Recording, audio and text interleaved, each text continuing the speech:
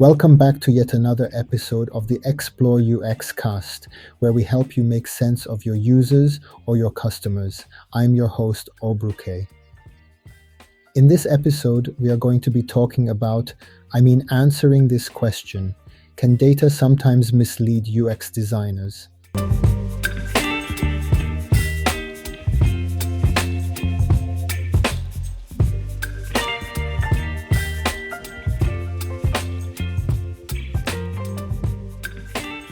As UX designers, we often lean heavily on data to guide our decisions.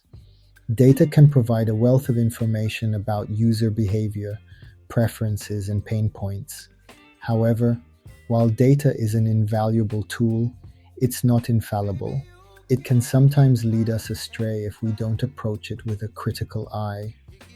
Today, we'll dive into how this happens and, more importantly, how to avoid falling into the trap of being misled by data.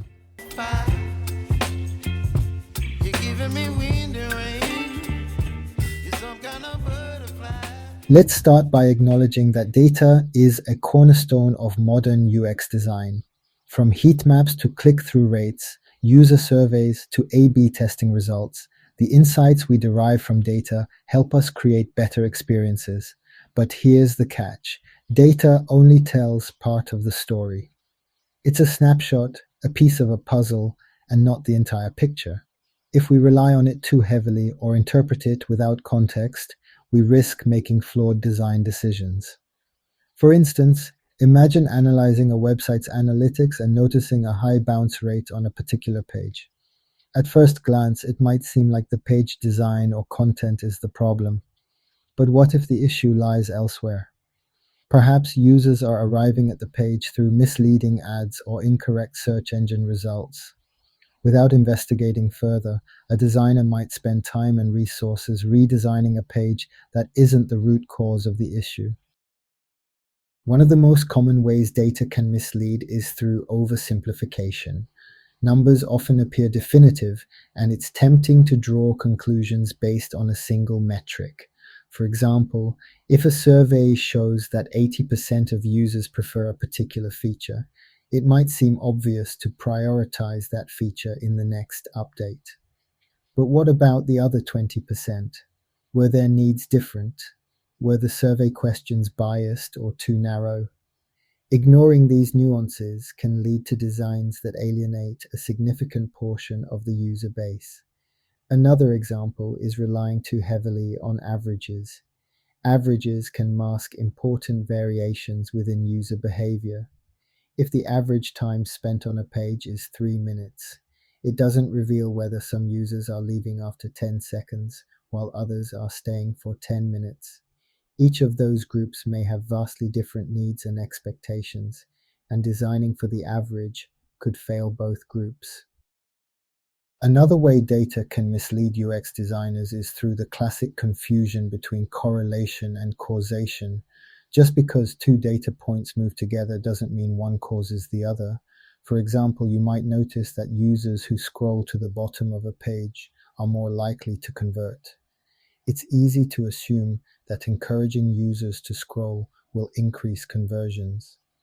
But what if the real reason for the correlation is that users who are already interested in the product are more likely to scroll and convert?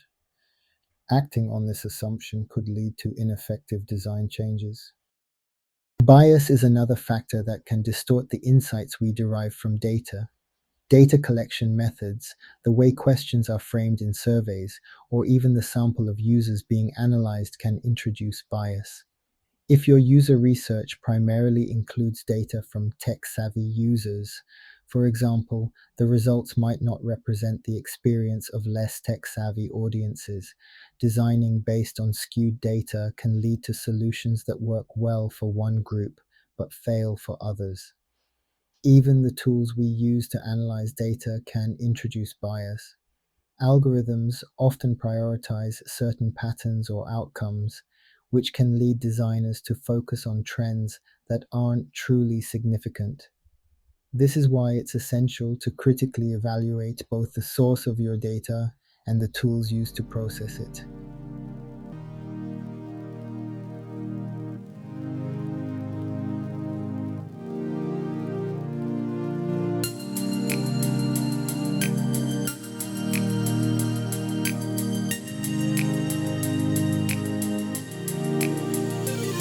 Suppose you're interested in discovering how to create products that resonate with users and elevate customer experiences through UX. I invite you to explore my 3 published books, the UX Consultant Playbook 1, 2, and 3. These books provide valuable insights and actionable strategies for improving your approach to UX design. See links in the description section.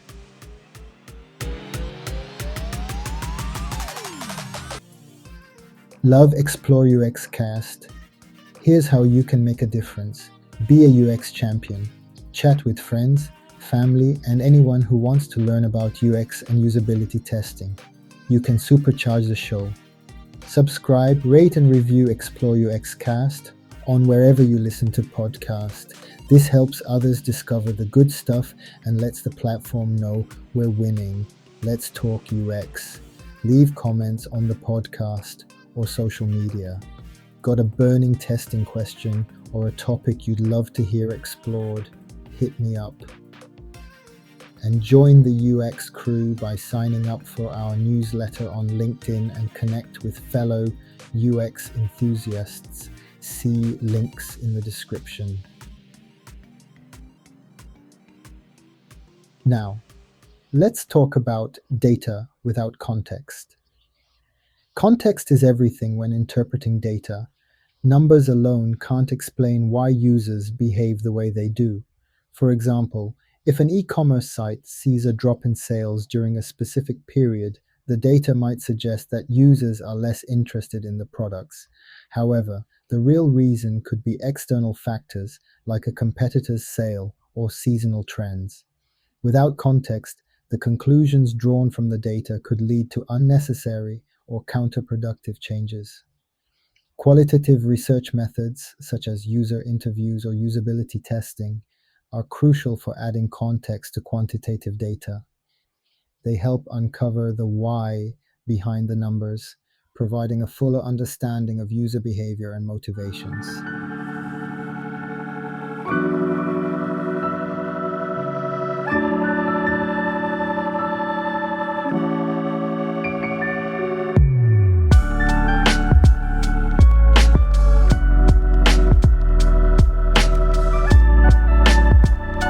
Love xploreUXCast. Here's how you can make a difference. Be a UX champion. Chat with friends, family, and anyone who wants to learn about UX and usability testing. You can supercharge the show. Subscribe, rate, and review xploreUXCast on wherever you listen to podcasts. This helps others discover the good stuff and lets the platform know we're winning. Let's talk UX. Leave comments on the podcast or social media. Got a burning testing question or a topic you'd love to hear explored? Hit me up. And join the UX crew by signing up for our newsletter on LinkedIn and connect with fellow UX enthusiasts. See links in the description.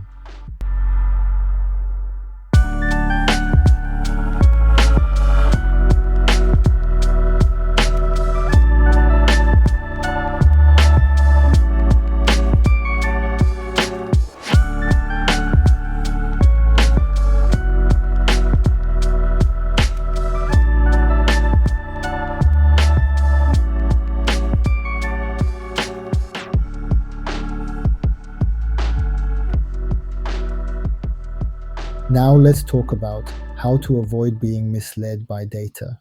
So, how can UX designers ensure they're interpreting data correctly and not falling into these traps? Here are some strategies. 1. Combine quantitative and qualitative research.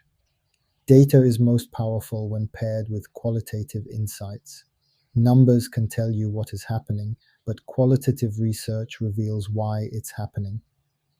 By combining both, you get a more comprehensive understanding of your users. 2. Ask the right questions. Be deliberate about the questions you're trying to answer with data. Instead of looking for data to confirm a preconceived notion, approach it with curiosity and an open mind. This helps prevent confirmation bias and leads to more accurate interpretations. 3. Validate findings with multiple sources. Don't rely on a single data source. Cross-check your findings with other metrics or research methods. For example, if analytics show a drop in engagement, validate it with user feedback to understand the underlying reasons. 4. Account for bias. Be aware of potential biases in your data collection and analysis. Ensure your user samples are representative and critically evaluate the framing of survey questions or usability tests. 5. Focus on trends, not isolated data points. Single data points can be misleading. Look for patterns and trends over time to gain a more accurate picture of user behavior. This approach reduces the risk of overreacting to anomalies. 6. Engage in regular reflection. Periodically review past design decisions and the data that informed them. Were the outcomes as expected? This reflective practice can help identify patterns in how data might have misled you and refine your approach moving forward. So, by adopting practices such as critical analysis, contextual understanding, and regular reflection, UX designers can navigate the complexities of data-driven decision-making. These strategies not only help mitigate potential pitfalls, but also ensure that data serves as a guide rather than a constraint in the design process.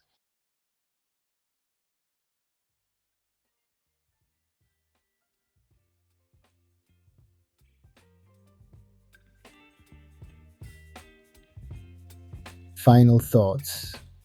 Data is an essential tool for UX designers, but it's not a magic wand. It requires careful interpretation, context, and a willingness to question assumptions. By being mindful of the limitations and potential pitfalls of data, designers can make more informed decisions and create experiences that truly meet the needs of their users. So the next time you're faced with a data-driven decision, remember to pause, dig deeper, and consider the bigger picture. Data is powerful, but only when used thoughtfully and in conjunction with other insights. Thanks for joining me on xploreUXCast.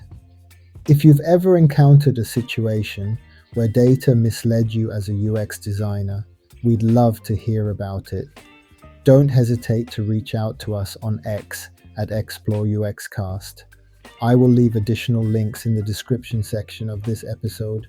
Until next time, keep exploring, questioning, and designing with intention. And remember, data is powerful, but only when used thoughtfully and in conjunction with other insights. Cheers, and have a good one.